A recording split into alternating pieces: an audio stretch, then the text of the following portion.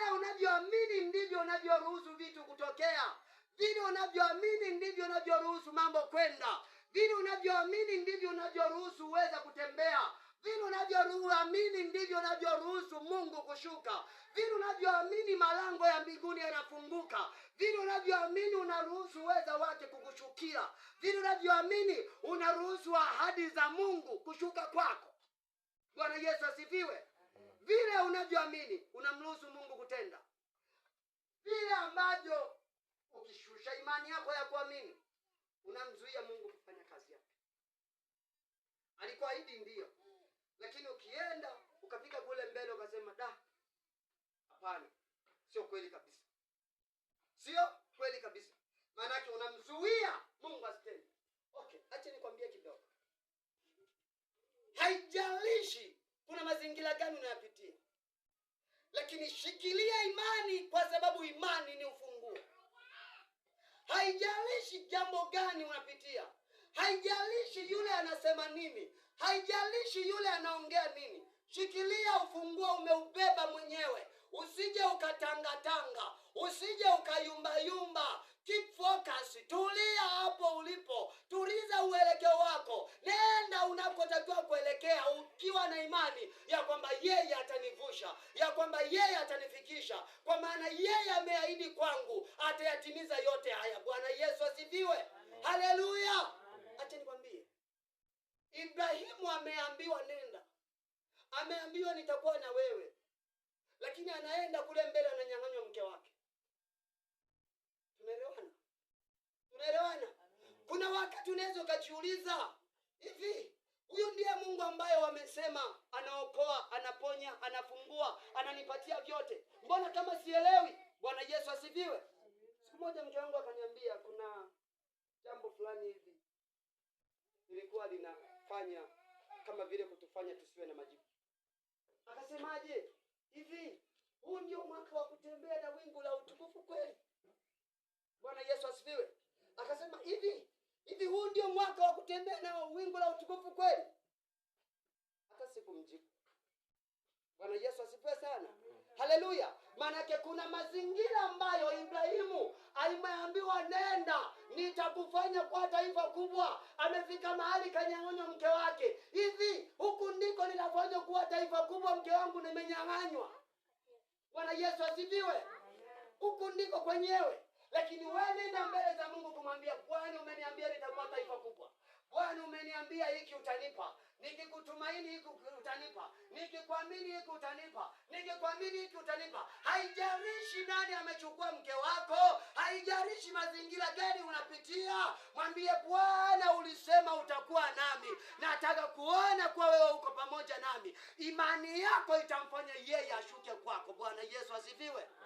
Sikiliza, imani aliyokuwa nayo Ibrahimu ilimfanya mke wake alipochukuliwa asiguswe na yule mfalme. Bwana Yesu asifiwe. Asiguswe na nani?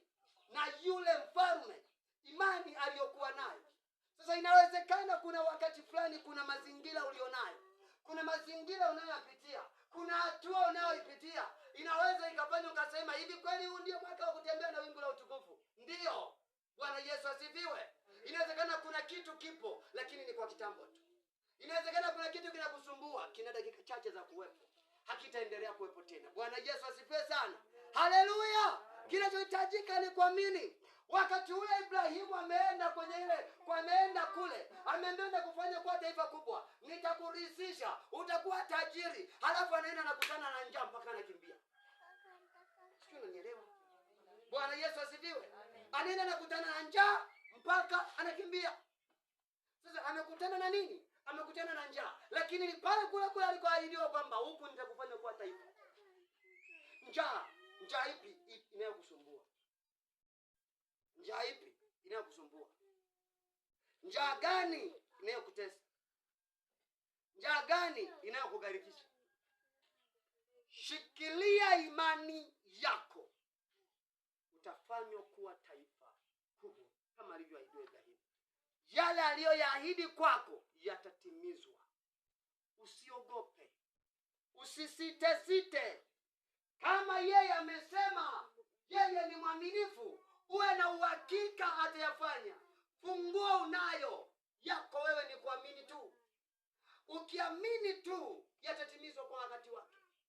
Ufunguo tuliopewa ni ufunguo mkubwa sana, kwa sababu usipokuwa na imani mbinguni huendi. Halo, mbinguni huendi. Yesu atasimama hapo, ufunguo utafungua mlango, alafu wewe utaingia. Anasema atakuja na majeshi na wale malaika, halafu sisi tutamlaki, tutenda naye. Kitu gani kitakachokuonyesha kwa kwamba amekuja? Imani iliyoko ndani itakuonyesha, imani yako iliyoko ndani itakufungulia, unampokea, unaenda naye. Manake usipokuwa na imani mbinguni huendi. Unaona kwa kwamba imani ni ufunguo. Haleluya, Bwana Yesu asifiwe. Acha nikupe hii mifano, twende tukaombe. Yuda sura ya kwanza. Yuda iko moja. Yuda mstari wa 5. Yuda mstari wa 5.